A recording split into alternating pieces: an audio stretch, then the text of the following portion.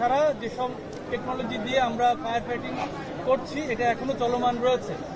শুধুমাত্র লাশগুলো বের করার জন্য আমরা কিছুক্ষণ স্টপ রেখেছি এবং আমরা যে কেমিক্যাল গোডাউনের পার্টটা আমরা চেক করছি, এখনো অবজারভেশন করছি এবং এটা নিয়ন্ত্রণ হয়নি।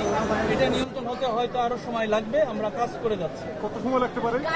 গার্মেন্টসটার নামটা কি? এখানকার যে কেমিক্যাল এখনো আননোন। আমরা যতটুকু জানতে পেরেছি বিভিন্ন আশেপাশে যারা লোকাল যারা রয়েছেন শ্রমিক, ওনাদের কাছে জিজ্ঞাসা করে আমরা বুঝতে পেরেছি যে এখানে 6-7 ধরনের কেমিক্যাল রয়েছে, যেটা ওখানে গোডাউন ছিল এবং আপনারা এখন হয়তো দেখলে বুঝতে পারবেন এখনো ফ্লেম রয়েছে, যার কারণে ধোঁয়া এখনো উঠছে।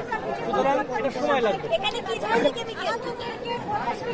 এখানে আমরা সাধারণত ব্লিচিং পাউডার, মেটা, পটাশ, তারপরে এনজাইম এবং এখন যুদ্ধ হবে উড়াধুরা।